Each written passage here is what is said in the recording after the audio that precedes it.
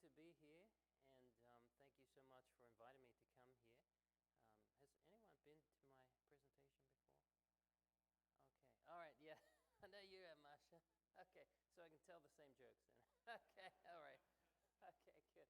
This is so this is my family. This was taken a few years ago when when I was better looking, had more hair there. But anyway, my accent's from Australia, and I was born in England, and I met my beautiful wife. She's from England as well, and we met at Wellard in 2002, and we were married the next year. And boy, she didn't realize what she was in for, marrying me. So I'm going to share with you a little bit of how we got into this, just as way of testimony, how God leads in our life, and then also share with you some of the bounties that God has put in nature. So I hope you can come tomorrow, because I'm not going to preempt everything. I'm just going to save the best till last. So we'll be covering tomorrow more on the diseases side of things. But if you have any specific questions, please write them down. We'll try to go over those. So success is like a Chinese bamboo tree. Anyone seen a bamboo tree, Chinese bamboo tree? Anyone try to grow one? Okay, well, you take a cutting, 12 inches, and you put it in the ground, and you water it and fertilize it. And after the first year, it doesn't grow 1 inch. After the second year, it doesn't grow an inch. Third year, no growth. Fourth year, no growth. But in the fifth year, in the space of 6 weeks, it grows up to 90 feet tall. Okay? So the question is, did it grow 90 feet tall in 6 weeks, or did it take 5 years? Because if there was any time you didn't water and fertilize it, you wouldn't have seen the tremendous growth. And the reason I'm bringing this out is because this often relates to our health. You know, sometimes we're looking for quick results, and we don't realize it's the persistent, faithful duties of life that give us success, right? And so we're looking always for quick fixes, for temporary relief of pain, and those are all legitimate needs. But we also need to have in mind the end game. We need to, as Pastor said this morning, with patience running the race. And so when you run in the race, you get fatigued. Okay? Yes, and there's disappointment along the way. Anyone seen a tree like this, and it's growing out of a rock? And you think, wow, wasn't that amazing that that little seed just got in a crack in a rock, and it found enough moisture in there and minerals in there to grow? Well, the thing is that the seed didn't get in the crack. It made the crack. All right? So Jesus often talked about the power of seeds, like a mustard seed. You remember that story? I had someone, when I was in Japan, they brought me a mustard seed from Jerusalem, and they put it on a piece of tape so that I could see it, hold it up to the light. It was so small, it's smaller than a grain of sand. And yet, it grows up to 300 feet across. All right? The power of a seed, it's just absolutely incredible. So this brings me to another point. Everyone seen a seed germinate? You've all seen a seed germinate. Well, the first shoot of the seed is called a radical. Ever called a radical before? It's actually a good term. Okay?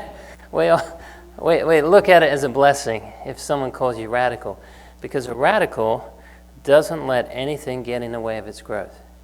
In fact, you can put cement over something like this, shepherd's purse, and it will actually go right through the cement. All right, this is asphalt actually.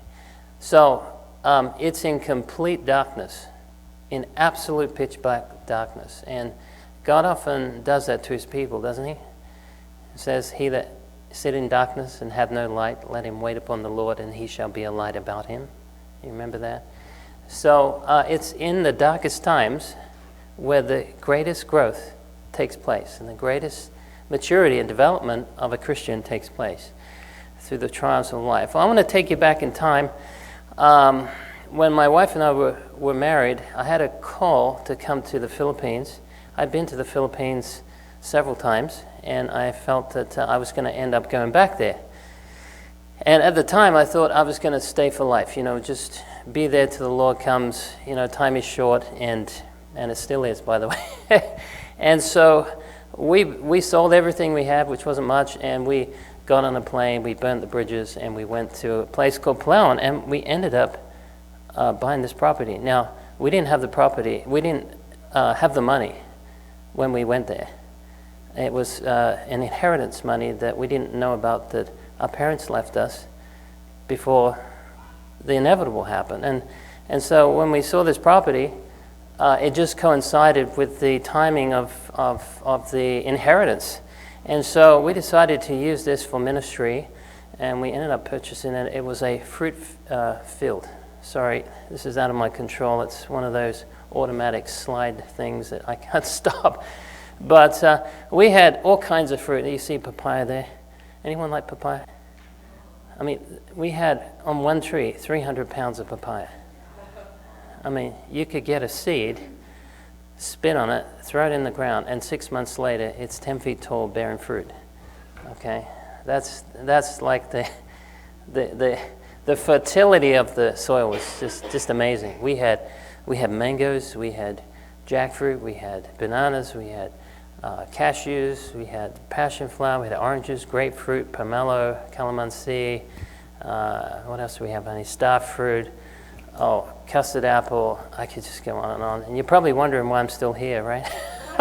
why did I leave this beautiful tropical paradise? That was a sin, right?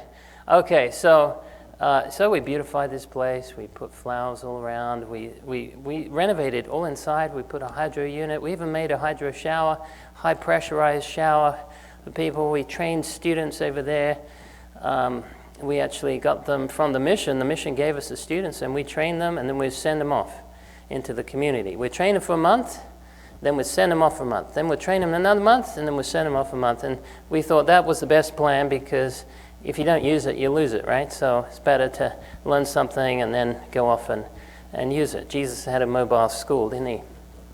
So everything was going pretty good. We had tons of fruit trees. I mean, these mangoes here, I mean, I still salivate over mangoes. And we had this little training school. It's only a simple training school, nothing flash about it, but, my wife was there teaching, I was teaching, and we had a good group, we had a good team there teaching hydrotherapy, and they had a lot of fun, and we had a lot of fun teaching them. And we had a little servants' quarters over there that we had some workers. And this is from our garden, most of it. There's very little that's not from our garden, but this is just imagine going out every morning, and you can grab your papaya, you can grab your cashews, you can grab your pineapple, your jackfruit. I mean, now you're really wondering, I'm crazy right now. Yes, I love tropical fruit. And so it was a blessing to have that experience. But as you see when you go on Facebook, you see all these pretty pictures, and you see all these grand, grand lives and exciting lives, and you think, man, my life's pretty boring when you look at what other people are doing. But we often don't realize the struggles, right? We don't pull back the curtain, and sometimes we're not very vulnerable in our giving some of the trials, because we don't want people to think that we lack faith, that we're complaining or that type of thing. But my wife got very sick. She had 6 years of no sleep past midnight. And it was just getting very, very debilitating. And so to the point where I couldn't, and in fact, keep going. We had to just walk away with nothing. We didn't even sell the property. We tried to sell the property. My wife got impetigo, she got depression, she got sleep problems, and it just was going down and down. And anyway, there's a good ending to this, by the way, so hold on for the rest of the story, okay? But at the time, when you're going into the unknown and there's all these trials happening, it is tempting, isn't it, to think, God, what are you doing? What have you brought us to? And us men, we try to figure things out. Ladies often just talk to sort of work things out. They just talk with a friend. But often men, we process emotional pain 3 times longer than women. So we often don't talk about it to other people. We just keep it up, and we try to figure it out in our mind. So I was trying to figure it out in my mind that, hey, God, what are you doing with us? You know, we gave everything. We left, burnt the bridges. We come here by faith. We got the okay to buy this property. We did the training. You know, that's what we're here for. And yet my wife is terribly sick. And I thought, this is not a good witness. You know, I'm teaching physiology and my wife is sick. This is not a good witness. And so I could not for the life of me work out what God was doing. It was one of those dark times in my experience. But it says that the Lord would have his people under all circumstances manifest implicit trust in him, although we cannot always understand the workings of his providence. We should wait with patience and humility until he sees fit to enlighten. And this took years to unravel. Okay, because you know, often our suffering is someone else's medicine. You understand what I mean by that? God's bringing us through an experience that we in turn can help others through their experience. The Apostle Paul shared this in 2 Corinthians chapter 1, verse 4. He says, we can comfort others with the same comfort wherewith we ourselves are comforted by God. He said, our affliction is for your salvation. So the Apostle Paul recognized that the affliction he was going through was actually determined by God to turn into a blessing, to bring salvation to people that wouldn't have otherwise received it. So I'll fast forward here. Anyone know what this tree is here? Bush? It's what? No. Lavender? Good try. Good try. No, it begins with V. Its common name begins with C. No, it's Vitex. Anyone heard of Vitex? Vitex. Or chaseberry. Have you heard of chaseberry? No? Okay, come tomorrow. We'll study more about this. This is actually a fertility enhancer. So chaseberry works on balancing ladies' hormones. So the reason I interject this here is because my wife had other health issues going on, one of which was hormones, and she was perimenopause at 34, and we tried for several years to have children, and nothing was happening, and you know, the clock was running down. You know that feeling? Anyone? Like Abraham, it's about time, Lord. Thankfully, there were no Hagars involved, but anyway, and we didn't go down to Egypt. So that was good. But Vitex here is a hormonal normalizer. So my wife just took this herb. She was having terrible PMS for 2 weeks out of the month, and she started taking this. And look, I'm not saying this is going to work for everyone. We're not at the tree of life yet, okay? So everything I say today, it's not a guarantee. There's no one thing that works 100% of the time for 100% of people. And this certainly won't work for men, okay? But if you're looking to get pregnant, this is a great one. This is a fertility enhancer. All right, so I just want to make a disclaimer, okay? So don't take it if you don't want to have a pregnancy. So chaseberry or Vitex, she started taking this. She got onto this through, I think it was one of my herb books, and she started using this, and basically within a short amount of time, the PMS symptoms started clearing up. And she also used it, I think it was when you're 39, wasn't it, honey? 39? For fertility, okay? And after 2 weeks of taking it, she was pregnant. And so this really got our attention because the doctor said you wouldn't get pregnant. You know, your hormones are all over the place. So the PMS cleared up, and lo and behold, my wife's pregnant, and she's still got insomnia, by the way, at this time. So we'll get onto that. We're told there's a book, Patriarchs and Prophets. It's a beautiful book if you haven't read it. Constantly, he is sending, that is, God is sending his angels to those who, while surrounded by circumstances the most discouraging, pray in faith for some power higher than themselves to take possession of them and bring deliverance and peace. And we were certainly praying for a number of years. And when we went back to England after we finished with the Philippines and my wife was sick, we had to travel to England. And I got a call to get medical training in Georgia. And while I was over in Georgia, one of our subjects was herbal medicine. And I didn't really even look much at the book. I just brought it home, and my wife read it more than I did.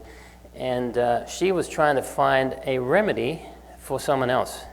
And in the process of doing that, she found something that helped her.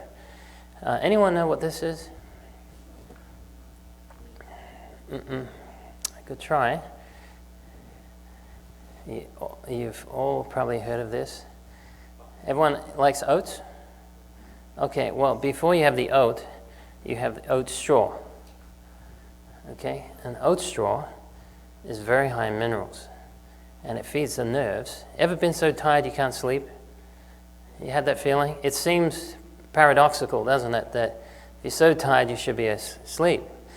But it's because you have a hyperstimulation through the sensory nervous tract that goes to the frontal lobe, and so any little stimulation basically keeps you awake. And so what oat straw does, because it's high in minerals, it feeds the body with high amounts of electrolytes, and it calms the nerves. So it's what we call a calmative. There's a category of herbs called calmative herbs, or nervines is another common name. And those help relax you. If you've got a lot of stress, anxiety, you can't sleep at night because of stress, anxiety, then these nervines really help relax you. Okay, so she started taking oat straw, and in 3 days she was back to 8 hours sleep a night after just getting 2 or 3 hours for 6 years. So that was like, if you've ever had that experience, you've been sick for a number of years and something works, you tell everyone. It's like meeting Jesus, you tell everyone. And so we started getting more interested in herbs, and people asked us, can you make this for us? Can you do that? And so we started in a very humble, small way to do that. And then my wife got pregnant. This was before with the Vitex. She got pregnant, and we had our first child, John. This isn't him, by the way. I just couldn't find a good picture of him in bed. So I stole one off the internet. But anyway, he was constantly getting sick. And the poor little guy, he couldn't breastfeed because my wife had Raynaud's of the breast, so the milk wasn't letting down. And so he wasn't getting what he needed, and we couldn't give him what he needed. And so he was sick half his life growing up. And so we thought there's got to be a remedy for this situation. So we got onto elderberry. Have you heard of elderberry? I was at a church a few months ago. I had this man come up to me after my seminar. He said, "Hi, I'm elderberry." But this isn't this is a different kind. But anyway, this is very good for viruses. It's very good for upper respiratory tract infections. It's very good for any type of viral infection, actually. It's extremely powerful. We use the Sambucus nigra, which is what you want to use. Just make sure you cook it. And so after using that, he started getting improved. It wasn't that he was always healthy, but instead of 50%, he was down to like 10% sick. So that was a big improvement. And they got to a point he was hardly sick at all. So we were really thankful for that. There's a quote here, Medical Ministry. It says, "If we neglect to do that which is within the reach of nearly every family and ask the Lord to relieve pain, when we're too indolent to make use of these remedies within our power, it is simply presumption. God has caused to grow out of the ground herbs for the service, for the use of men. And if we understand the nature of these roots and herbs and make a right use of them, there would not be a necessity of running for the doctor so frequently." and people would be in much better health than they are today. And of course, it's not saying that we don't need doctors, it's just saying we can avoid getting sick a lot of the time if we understand how these things work. And you know, the Psalm 104 verse 14 says, God gave the herb for the service of men. And the word service means ministry. And herbs minister by giving. All right, that's what they do. They have extra electrons, and they're high amounts of antioxidants, and they give. They're constantly giving. Whereas you have molecules in the body, like free radicals, oxidative stress molecules that basically steal from the body. They're thieves, they're murderers, they're robbers. And so the herbs, actually, what they do is they give back to the body what has been taken away. So there's nothing miraculous about them. They just help him with large amounts of nutrition like vitamins, minerals, and phytochemistry. And so really they're just, working with the body's natural physiology. So there are simple herbs and roots that every family may use for themselves, need not call a physician any sooner than they would call a lawyer. I don't know about you, but I don't call lawyers very often. But these simple roots and herbs that are often mentioned are actually from grandma, right? And you remember that when you were younger and grandma came along with this terrible concoction that you had to hold your nose and swallow. My mother, by the way, was a herbalist, and she used to bring home all these concoctions, and I was the guinea pig, so I was not interested at all in herbal remedies. And I tell people, that herbs are not a substitute for poor lifestyle habits. You use them in conjunction with healthy lifestyle habits, not in the place of. All right, so if you're going under the golden arches every day and you're taking your turmeric, it's not going to be so effective. Okay? All right. Lord has given some simple herbs of the field that at times are beneficial, and if every family were educated in how to use these herbs in case of sickness, much suffering might be prevented and no doctor need be called. These old-fashioned, get that, old-fashioned simple herbs used intelligently would have recovered many sick who have died under drug medication. And we have seen so many cases where people have just used very simple agents of nature and have profound effects. We're told that we pray for a miracle and God directs us to natural remedies. And we're also told when natural remedies are used according to God's will, it produces supernatural results. So God is the one that makes them, right? He's the one that put those components together. When you come across in the Bible, when you come across a herb, pay close attention, because there's usually a reason God mentions it.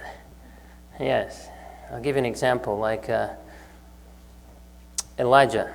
When Elijah was running from Jezebel, he was put under what tree? Juniper tree. You know what juniper is good for? The leaves give off an aromatic scent, and it's good for depression. And the berries are actually good for the kidneys.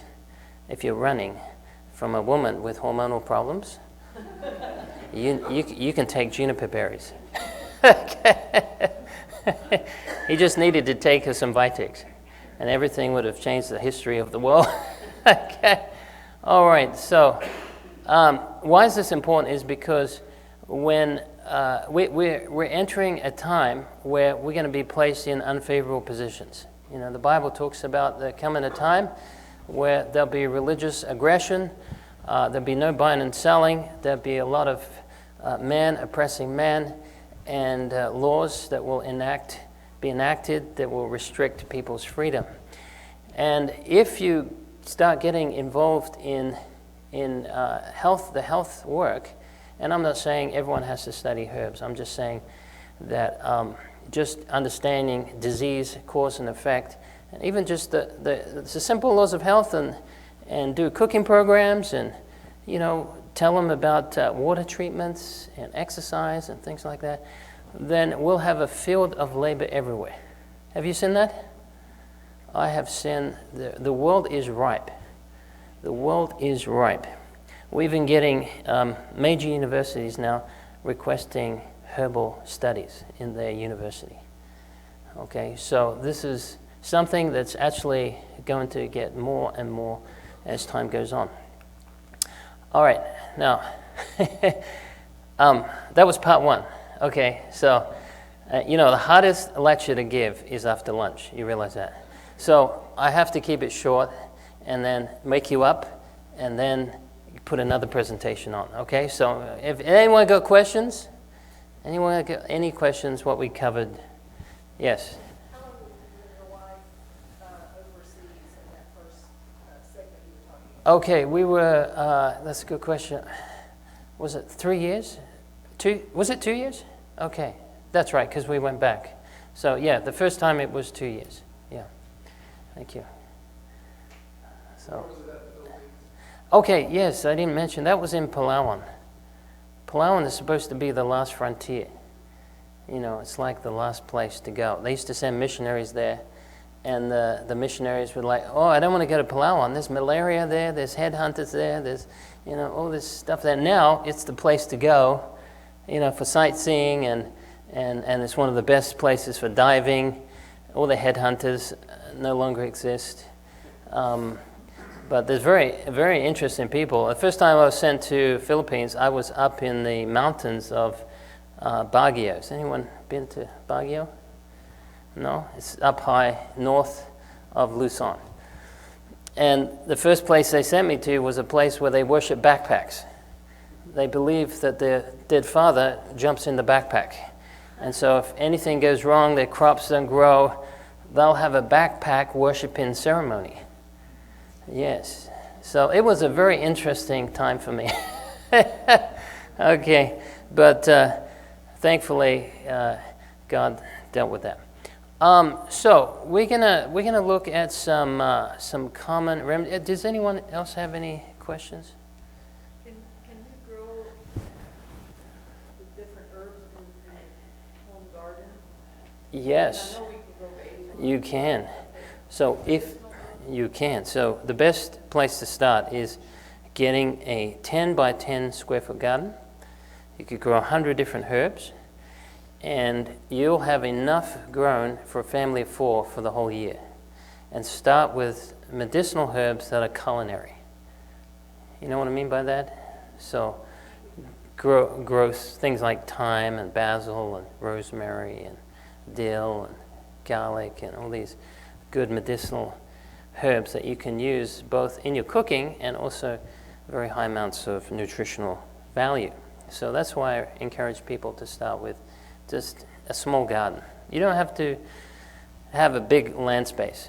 It can be very tiny. In fact, you can even do it in your home if you know how to do that. But just a backyard, 10 by 10, you can and plant flowers around it like marigold, and they'll keep your bugs away.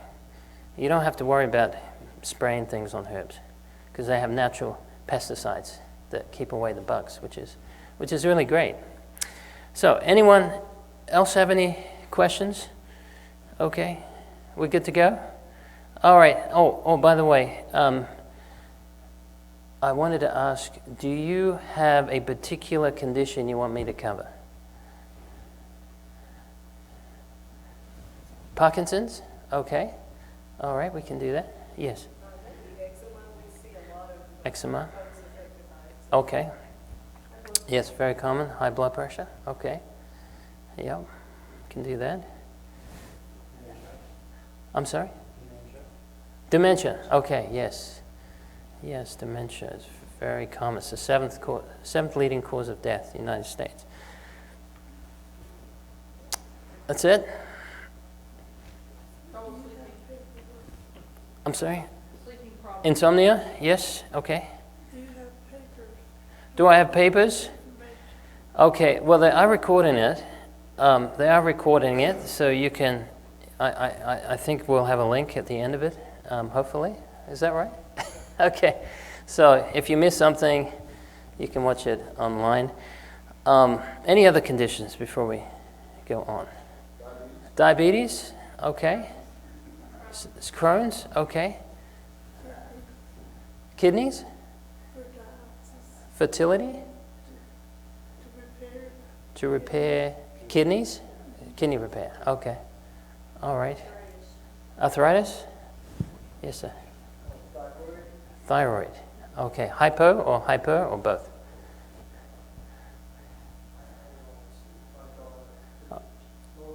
Low thyroid is mostly common. Yeah, 90% of people with thyroid issues are low thyroid. Tinnitus? Okay.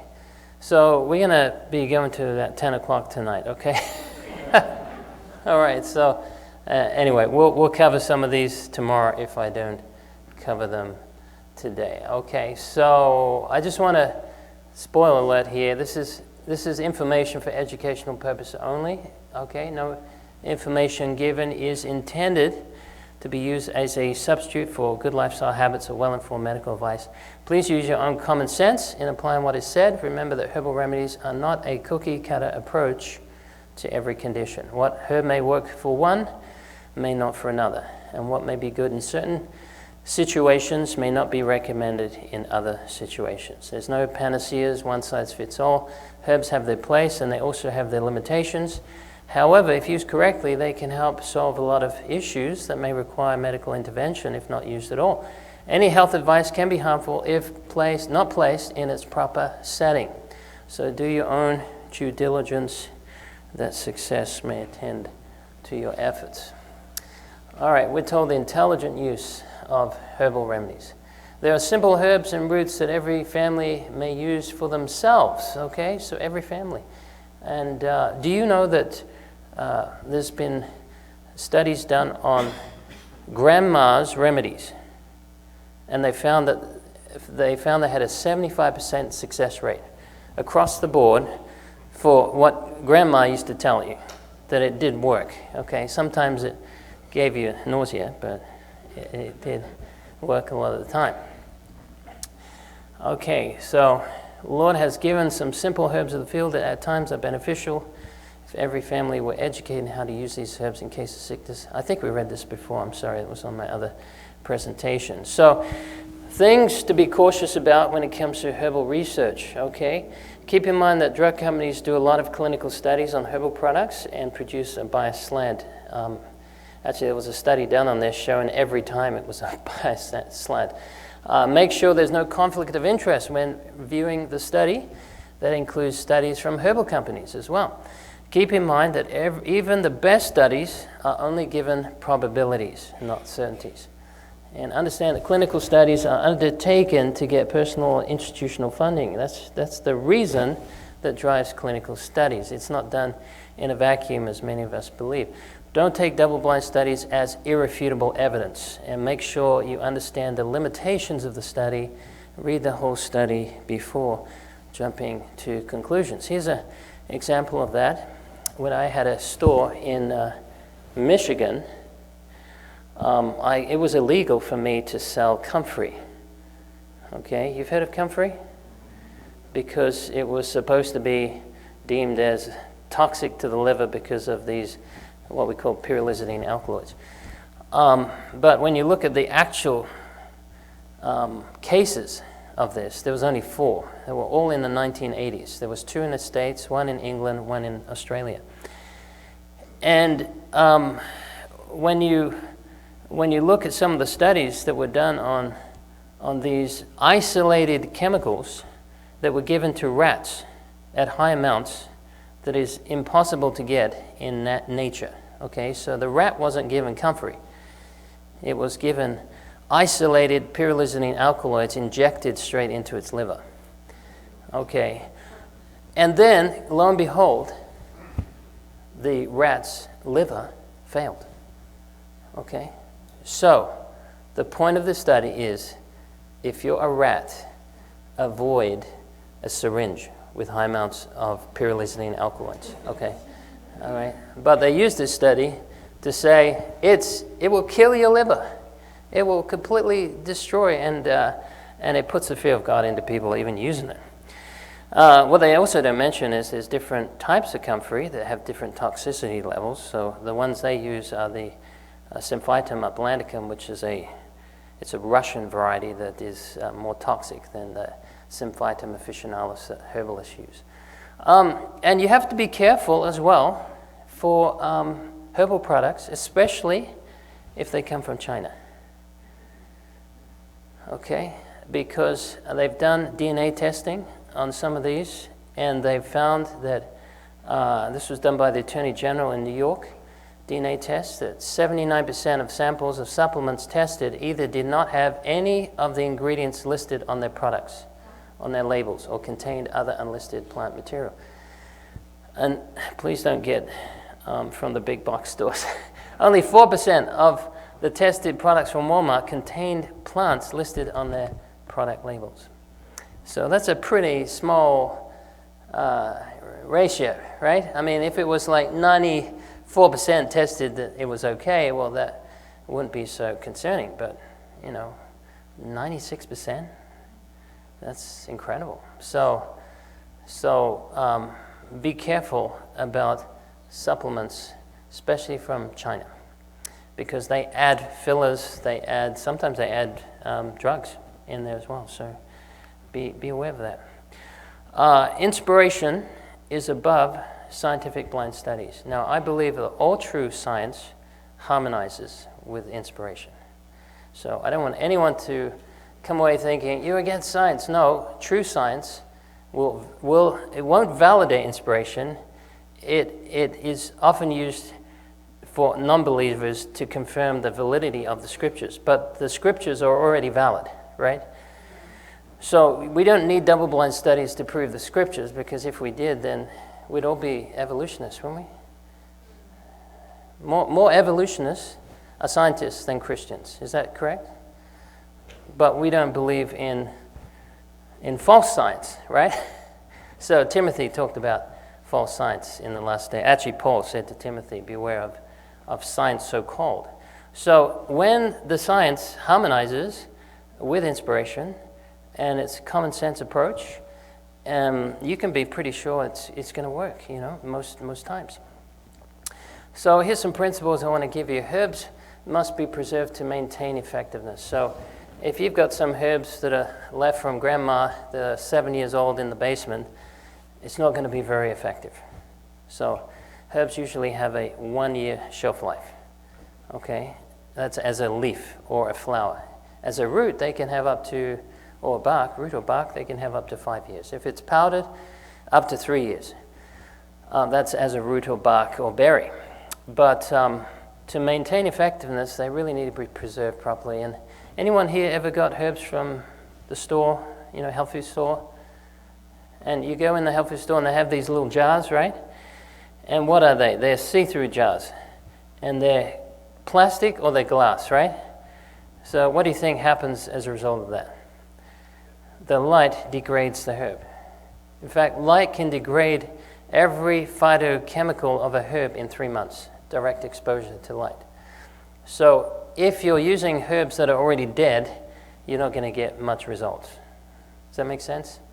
Just like when you go to the store and you pick up an avocado, you're looking for bruises, you're looking to see if it's old or mushy, you want to get the best, right? So that's after it's been plucked.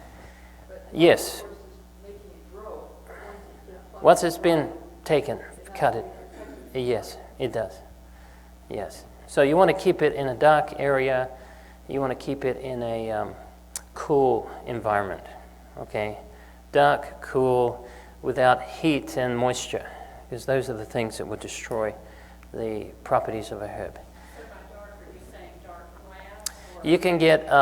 You can get dark glass. It doesn't 100% stop the light coming through, but it does significantly drop it.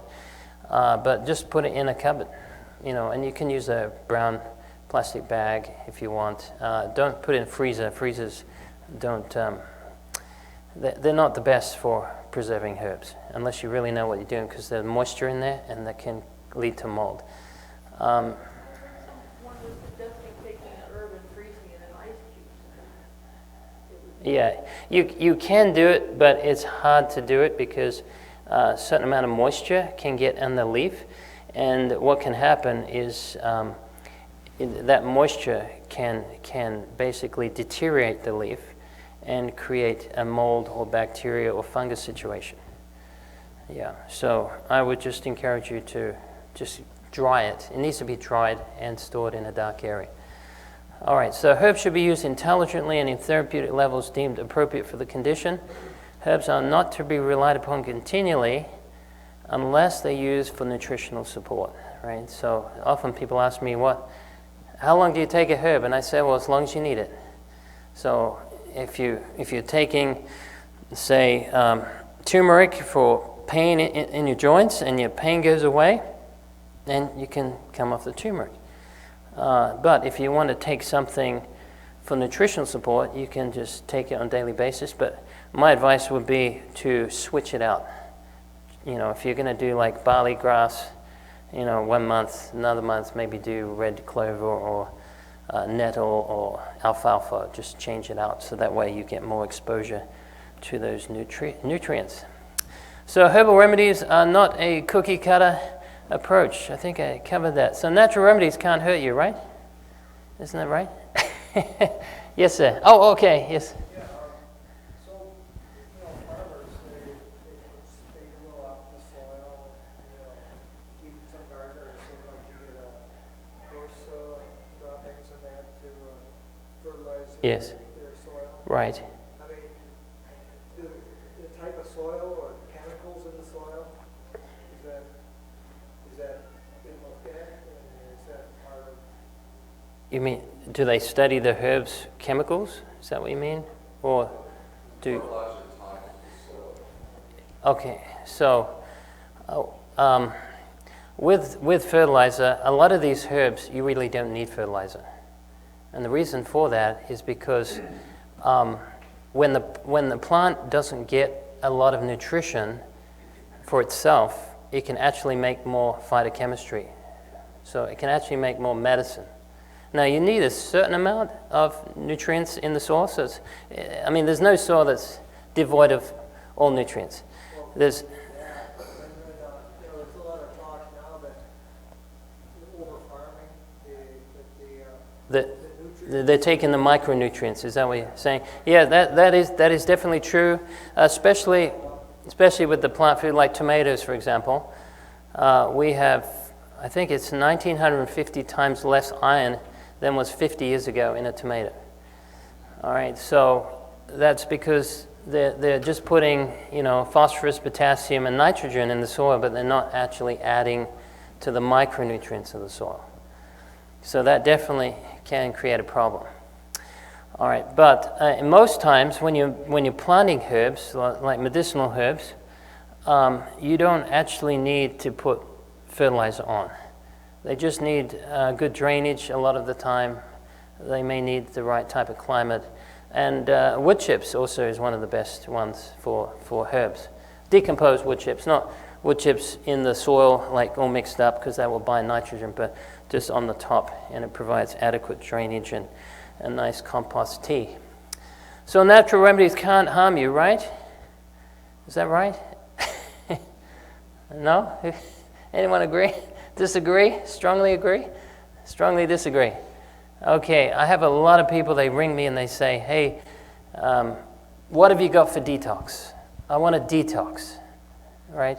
And there's a lot of confusion with the word detox because I often tell them, what do you mean by detox? Are you talking about some intestinal detox? Are you talking about, say, parasitic detox? Are you talking about heavy metal detox? What exactly are you talking about? And usually they say, I don't know, just a general detox. All right. All right, now let me tell you something. Any detox should not cause symptoms. They shouldn't cause headaches, migraines, bloating, pain in the stomach, dizziness, heart palpitations, weakness, pain, discoloration of the skin, disorientation, diarrhea. I got pain in there 3 times. It must be a lot of pain. Okay. Nausea, vomiting, insomnia, extreme hunger, exhaustion, or emotional distress. So when you go on some of these cleanses, it shouldn't be creating these problems. Okay. I was in church a few weeks ago, and one of the members of the church, very nice guy, he was saying, I was eating junk for, my younger years, and I've got all this caked junk food in my GI tract. And he said, so I went on a cleanse, and I I did a gallbladder cleanse. Anyone? Oh no, one ask if you've done a gallbladder cleanse. And he said, afterwards, all these balls came out. All these stones came out.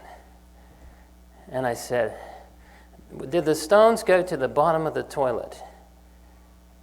And he said, well, not really. Some just on the top. I said, well, it's not stones. If it's true stones, it will sink. Okay, because it's very, very hard. It's calcification in there, which is very hard. It's just like a stone, outside. And so I said, I didn't think it was gallstones that you had. And he said, well, what was it then? And so I said, it was probably saponification. Anyone heard of saponification? Anyone here made soap before? Okay, made soap. You get an acid, right, with an alkaline. So lye. Did I get L-Y-E? That's an ash. And lye. And you put those two together, and you get it. Now lemon juice doesn't cause that through alkalinity of the lemon. It causes it through potassium of the lemon. So when you mix the lemon with the olive oil, it forms these balls, and the stomach is having a hard time digesting, and then the gallbladder kicks in, says, I gotta come and save the day here. So it starts secreting all these bile salts to break down the fat, and those bile salts have some minerals in there, and they harden the little balls, and it goes out the toilet, and you think you've got rid of all these stones, but you've actually created them. All right, so I'm only sharing this with you because there's a right way and a wrong way to use natural remedies, okay? So you really need to understand a little bit of physiology. I'm not against anyone taking juices, okay? I'm not saying this is bad stuff. All I'm saying is, you shouldn't take them for weeks on end. Anyone know why you shouldn't take them for weeks on end? What's that? Concentrated sugar. Yeah, that plays a part. Okay, what should a cleanse do? I'm going to get back to that answer. The idea of a cleanse should be to return the organ or system to its natural, normal function by providing it with foods or herbs that are conducive to that natural condition. The cleanse should never make the organ or organ system do something other than it does naturally. Excesses and extremes are rarely beneficial to the body. All right, I've had people call me and say, Brother Lee, I've just been on a 30-day water fast. I had one lady, she said, I'm going on a 40-day water fast. I was like, mercy, please don't do it. If you're Jesus or Moses in the presence of God, that's a different story. But that can be very, very serious. So a cleansing should work with the body's natural process, right? It shouldn't be creating all these symptoms, all right? And it shouldn't be doing this. I remember years ago, anyone tried wheatgrass juice? Someone gave me some wheatgrass juice, and I took 2 ounces of it, and I was like this lady. I was rolling on the floor in pain. My stomach, yes, because it can cause, significant muscle contractions in the stomach, especially if you're not used to it. So let's talk about the liver. If your liver cleanse has curled you up on the bathroom floor, moaning in agony for half the night, it's probably doing you more harm than good. Okay? Does that make sense? Okay. We shouldn't have to recover from a cleanse. Okay? If you have to recover from a cleanse, then that cleanse was against what your body's trying to do. Okay? So because the body works very gently. It works in unison. It doesn't create massive side effects. Now, a lot of people think you're not going to get clean until you have some serious side effects, because that shows it's working. What do you think of that? I've got migraine headaches, so it must be cleansing my body. So we interpret disasters as blessings. Now, God can use disasters and turn them into blessings. That's not what I'm trying to say. But the way the body works, it's very gentle. It's always working in a way to save us from the most amount of pain. It's working for us. It's not working against us. All right, so if... Yeah, it can be. Now, there may be times like muscle, for example. If you're working out and you don't stress the muscle, then it's not going to grow. So there are exceptions for that. But generally speaking, all right, for especially cleansers, no pain, no gain is not a valid reason. Okay, so these are some detox red flags. Okay, avoid cleansers that advertise a quick fix, that are so extreme they require preliminary steps to condition your body to prepare for the shock, or require restoration or replenishing or recovery to your digestive system. This is red flags right here, okay? Also, require a significant decrease in calories. So you just say, I'm just going to go down to 400 calories a day. Or put stress on the body or the mind. Eliminate whole food groups that God has given us to enjoy, and counsel you to abstain from exercise, drinking enough fluids. Anyone heard of dry fasting? Dry fasting. That means fasting with no food and no water. It's very popular nowadays. Very popular. People are doing some of these things for days on end. Dry fasting. No water and no food. Okay? It's a bad combination. All right, yes, so, I mean, you could maybe get up to 4 days of no water, but that's a survival situation. And also, counsel you to abstain from exercise, drink enough fluids, or are intemperate in nature. I had a doctor friend. She called me, and she had a rare genetic blood disorder where it was hard for her to actually make enough red blood cells. So she had an anemic condition, and she was fasting at 8,000 feet up in some health retreat in somewhere like Mexico or somewhere, paying a fortune for it, and killing herself. She said, I said, how did that go? How did that turn out? She said, oh, terrible. Terrible.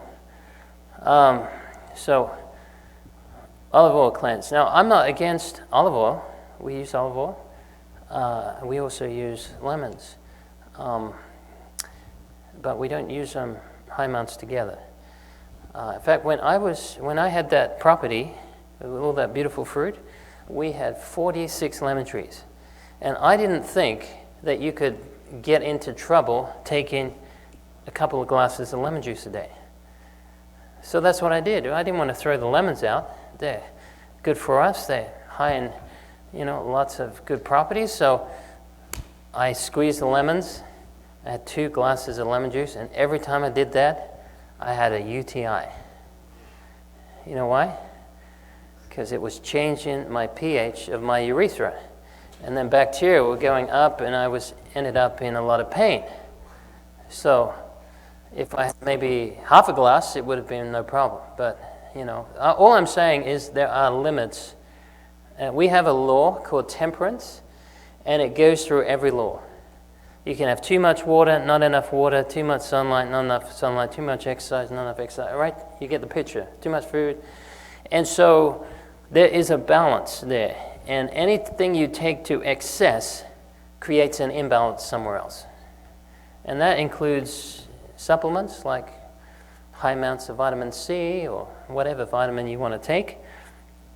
It creates an imbalance. So the thing to do is use common sense approach. All right, your body can only metabolize like 500 milligrams of vitamin C at one go. So you take more than that, it's going to be expensive urine, right? So why not? I meet people, they spend hundreds of dollars on supplements every month. And when you look through them, I remember one gentleman, he was like a ticking time bomb. You could hear him like coming, before he came in the door, you could hear this heavy, like this really heavy breathing. He was 400 pounds, and he had more medication then you would have breakfast cereal. I mean, it took him 2 hours just to put his medications together. All right, and this guy was a ticking time bomb. You got to be careful with people like that, okay? Because when you try to help them, you know, they've already got 1 foot in the grave, and then they sort of got another half a foot sort of getting over there, and then if something goes wrong, you're the one that troubles Israel. You get the picture? So you have to be very careful. So the best thing to do is work with people's lifestyle first, and then before you start introducing things that could change the volatility of their health too much. You don't want to use a detox program that promises to lose weight quickly, eliminate toxins, rid body of gallstones, cleanse the liver. Do you know the liver is constantly cleansing? It's a bit of an oxymoron to say, I need a liver cleanse, because the liver is continual cleansing. So if you take say you took a toxic medication, okay, that goes through the liver converts those medications to water-soluble substances, and it ends up being taken to the kidneys or the lymphatic system, the blood supply. It's removed from the body, okay? So what I'm saying is that the body has its own mechanisms for cleansing itself. So you don't need to go on a liver cleanse. You don't need to go on some, even these colon cleanses. Have you seen these? We just ate lunch, so I won't go into detail. But there's some graphic illustrations people have to make you think you've got snakes in your GI tract. Okay, I talked to, anyone remember Agatha Thrash? She did more autopsies on bodies than any other pathologist in Alabama. And she said she never found a colon that was completely blocked. All right? So you don't need a clean colon. You just need a working colon. Okay? So if you have regularity is key, all right? So you don't need to take some now there are things that can help assist the colon to stimulate it to better movement, but you don't need things like well, I probably shouldn't ask, but you've heard of colonics. Colonics, okay, they clean the bowel. Harvey Kellogg was big into colonics. And we have valves in our GI tract. One of them is called the ileocecal valve. It's a connecting valve between the small and large intestine. And it's a one-way door, so it only opens one way. So it allows food from the small intestine to the large intestine without having a backflow back, right? If you get that situation, we have what's called dysbiosis. It's a unhealthy bacteria that is in the wrong place. It's like Elijah, what doest thou here? Okay, so when you have colonics, it pushes the water against these valves, weakens the valve, and it allows the bacteria to go in the small intestine from the large intestine, and you have dysbiosis. And then it dilutes the electrolytes, and if you have heart rhythm problems, you can end up with some arrhythmia. And then it can also perforate the bowel, because the older you get, the thinner your bowel lining gets. And anyway, we could go on and on about this, but the thing is, you could say water is natural, right? But it's not natural if it's heading the wrong direction the body's designed to take it. Does that make sense? So water is supposed to go from the mouth out through the rectum. So we don't need it going up the other way. So these are common detox programs that people are put on, all right? So then you have this liver cleanse, and then you experience these symptoms: diarrhea, vomiting, okay? Nausea. You end up with also some other conditions like headaches and gas and fatigue and dizziness, and this is seen as normal. It's not normal. It's abnormal. It's working against the body. So this, I got this. This is actually put on a very well-known website. I'm not telling you where it is, but this is a cleanse, a typical cleanse. This is one of the most common cleanses today, okay? So you have 3 days. Okay, let's go over this. Day 1 is called easy in diet. So you have salads, soups, smoothies, juices. Yeah, I can handle that for a day. Then you have soups, smoothies, and juices, day 2. Then day 3, 1 liter of orange juice. Add 2 tablespoons of maple syrup for extra calories. Okay, it's all, you're getting your appetite now? Okay, you're salivating? Okay, then you have a 10-day diet. What's in the 10-day diet? Drink 6 to 12 cups of lemonade made with fresh lemons, cayenne, and maple syrup. Drink as much water as you want. This will help you feel less hungry. Don't exercise as you're too weak. Okay. All right, and then you have an ease-out diet because we're coming into day 14 now. 1 liter of orange juice, day 2. Fruit or veggie juice, day 3. This is at the end, so you've gone past 2 weeks now. Raw fruits and veggies, and then day 4, regular diet. But look at that. It says add lots of probiotics because the diet wipes out all the beneficial bacteria in your gut. All right? So why did it do that? Because you had no fiber. No fiber.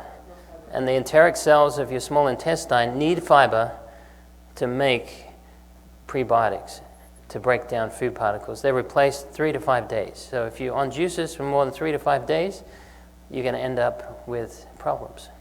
Constipation, diarrhea. And then you have to take a laxative. And then the laxative they recommend is a saltwater flush. And you'll have 2 to 3 hours of intense cramping. Okay? So this is your recovery. All right? You've gone through the cleanse. You've made it to the finish line. And now you have to go through some severe, intense cramping for 2 to 3 hours, rolling up on the floor. All right. And the reason salt water does that is because it's abrasive. It's like sandpaper. And the body's trying to get rid of it very violently because it's going to imbalance the electrolytes of the body. So it's got to get rid of that salt. In fact, if you took 1 liter of salt water, you'll be dead. About 50 grams of salt will kill you. So it's violent. So you want to stay away from this stuff, okay? So does the liver store toxins? No. It metabolizes them. So that's what you need to know. What about coffee? Coffee, is it poison or protector? Some people have coffee, get their bowel.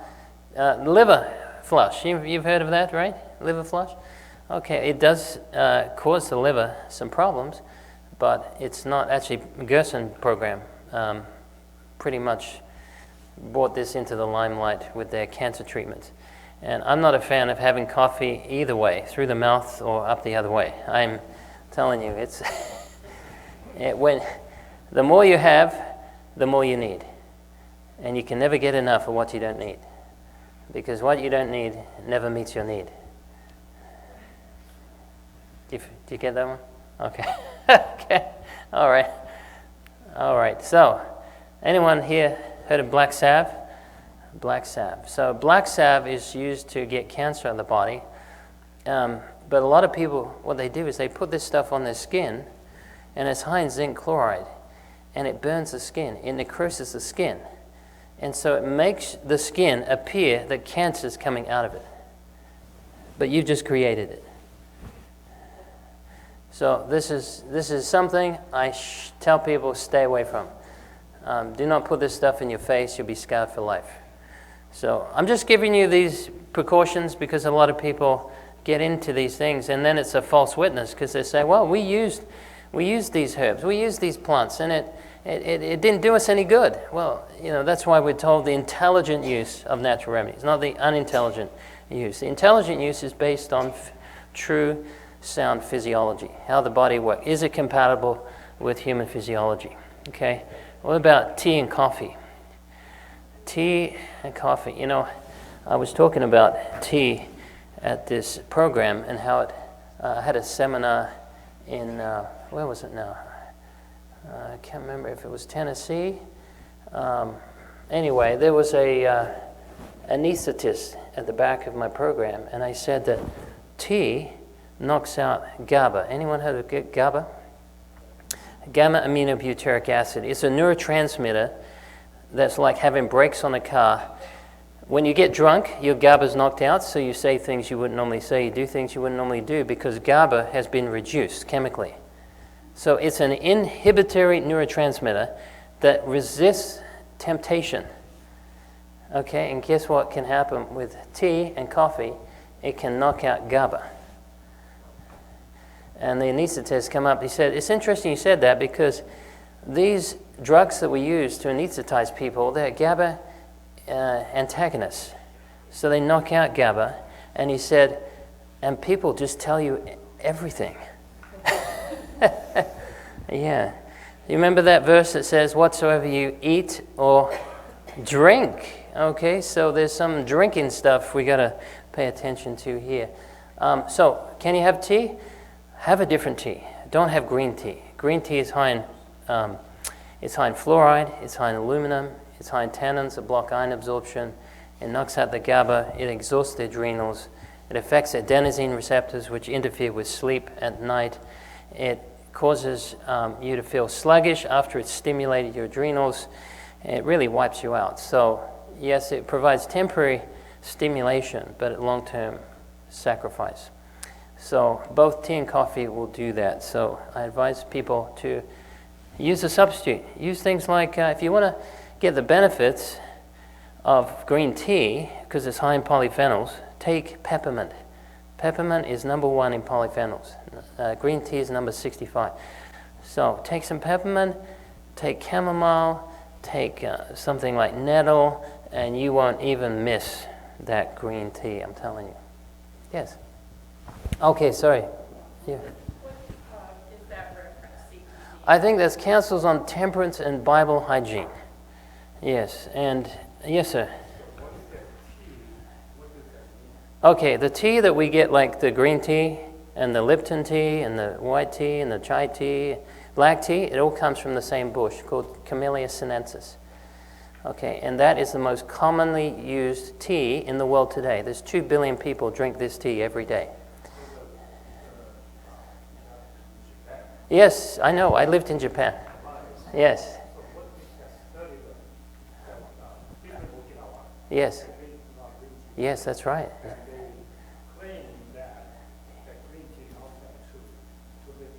Oh, it does. It does. But it comes with side effects. Right? You got to weigh it up. It's like, we have machines that keep people alive, right? Like lung machines and drugs, but is that quality of life? Is that really, it's the same with green tea. Green tea is high in antioxidants. Okay, so in that sense, it's good, and it does seem to contribute to longer life, but at the expense of the brain.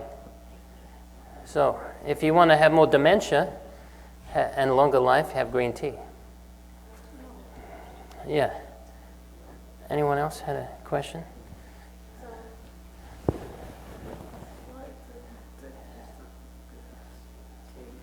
So a good tea for the brain is ginkgo biloba. Anyone heard of ginkgo? Okay, so I go up every year to teach at Andrews University at the nursing students, and they have 2 ginkgo trees at Andrews. And guess where they are? One of them is outside the theology department, and the other one is outside the psychology department. God has a sense of humor. And they're none the wiser. Right? But ginkgo is high in what we call ginkgosides, and it stimulates better prefrontal cortex of the blood through the brain. So, if you want to help dementia, you've got to accelerate blood flow. That's key number 1. And you can get rid of 30% of all Alzheimer's patients by increasing water intake. Yeah.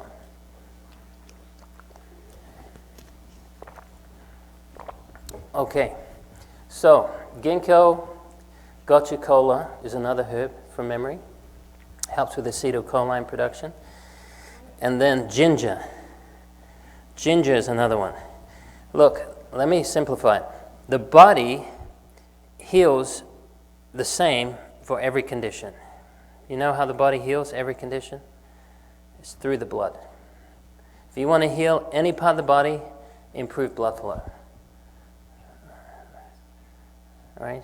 Simple, right? The life is in the blood. So, as we get older, blood slows down to the cerebrum.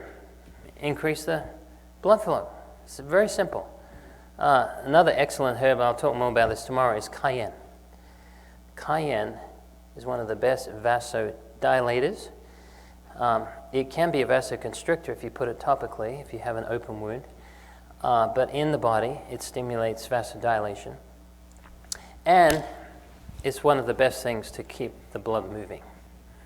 Cayenne. Just don't take ghost peppers. or South Carolina reapers. A few of you know what I'm talking about. All right, so yeah. 1 million heat units? No, we're not going there. Okay. All right, so you remember Jesus talked about the man who planted bad tares in the field. Remember that? Remember that? And it said an enemy had done this. All right, so I'm bringing this up because not all plants are good to consume, even as medicines or foods. Okay, so marijuana, for example. Okay, this is marijuana. It looks identical to hemp. Have you noticed that? And chemically, it's identical to hemp, except the THC, which is the tetrahydrocannabinoids, which are the psychotropic parts that give you a high. It's not in the. It's a little bit in the hemp, but it's like can be up to 40% in the marijuana. Okay, so don't think that all plants are from the Lord. An enemy planted some tares in God's pharmacy. All right, so how do you know whether a plant is good or not? You weigh it up on its own merits. Has it been used historically for thousands of years with good results? Is it cytotoxic? Does it create any side effects? Does it create any psychotropic elements? Is it addictive in nature? Does it have some toxic alkaloids in there? So you weigh it up, all right? And then if it passes that test and you know what it's good for and you know what's caused your condition, then you can use it intelligently, okay? For example, there's over 100 causes to sleep problems. Do you know that? It could be stress, okay? It could be the grandkids, you know? The bills. It could be vitamin D deficiency. It could be muscle tension. It could be stomach issues right in the fridge at 12 o'clock at night. It could be things like lack of tryptophan or lack of melatonin or circadian rhythm problems. It could be hormonal. It could be a metabolic problem with lack of sugar regulation. It could be so many things. So how do you know what herb to use? You ascertain what system it's in. If you know what system it's in, so let's say you're a lady, you've just gone through menopause, or you're going through menopause and you wake up at 3 o'clock in the morning, you can't get back to sleep. That's usually hormonal. There are other causes to that, but predominantly it's hormonal. So you work on herbs that affect the hormones, okay? So just because a herb is good for sleep problem doesn't mean it's good for all sleep problems. It's specific for a certain causality of sleep problems. Does that make sense? So this is where it comes to knowing your body. All right. Okay, so, yes, herb remedies for insomnia. Boy, you could have hops, you could have valerian, you could have skullcap, passion flower, oat straw, vitex, lemon balm, kava root. I mean, the list goes on and on.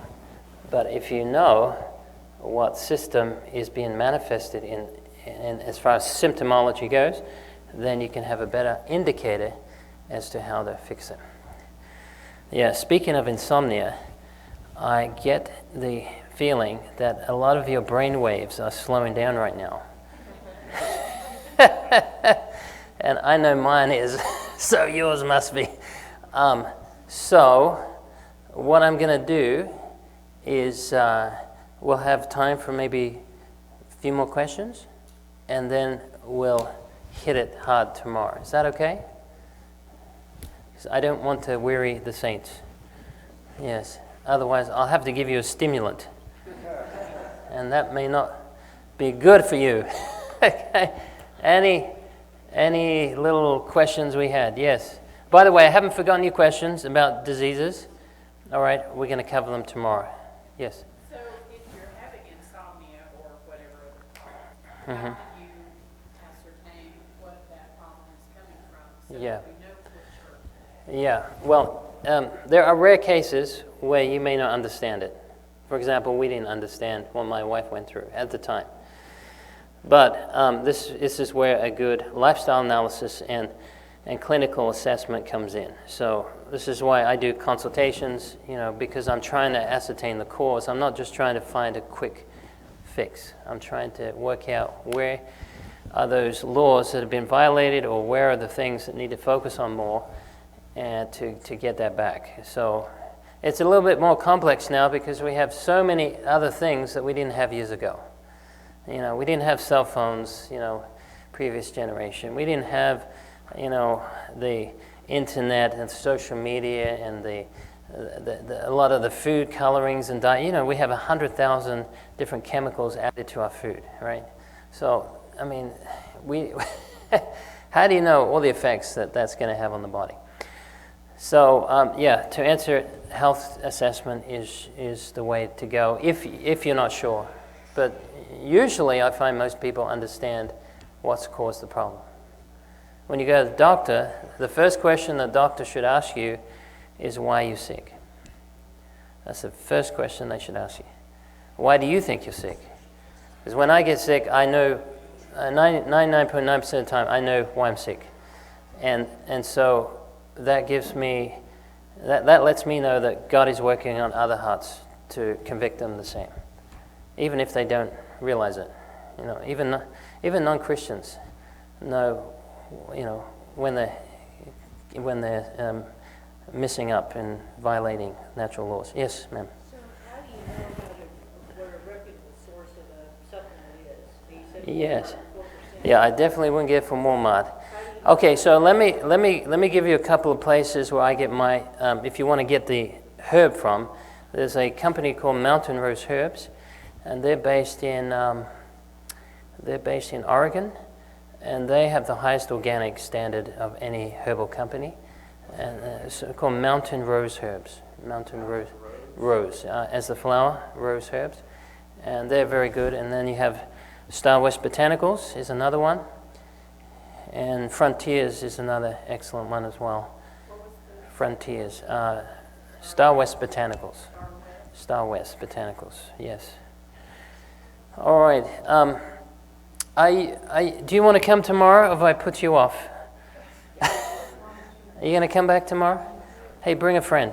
I'm serious. Bring someone that's your neighbor, or maybe someone that's interested in health. Maybe they're not even Christian, and we'll try to help them tomorrow.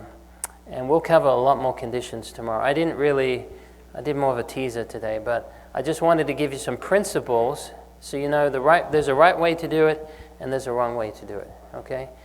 All right, so let's close in prayer. Can we close with a word of prayer? Let's pray. Father in heaven, we thank you so much for the Sabbath day you've given us, and we thank you, Lord, for the herb of the field that you bless us with so that we can get the essential qualities, the nutrition, the medicine that our body needs, and which is a little type of your character. And Father, we want to give you the praise, and we look behind the thing you use to the one that created all these things, because it's not by might or by power, but by your Spirit that we are healed. And so you said, I sent forth my word and healed them of all their diseases. And so we claim that, and we pray that each one of us will learn more on how we can use these remedies to benefit not only ourselves, but others in our sphere of influence, we pray in Jesus' name.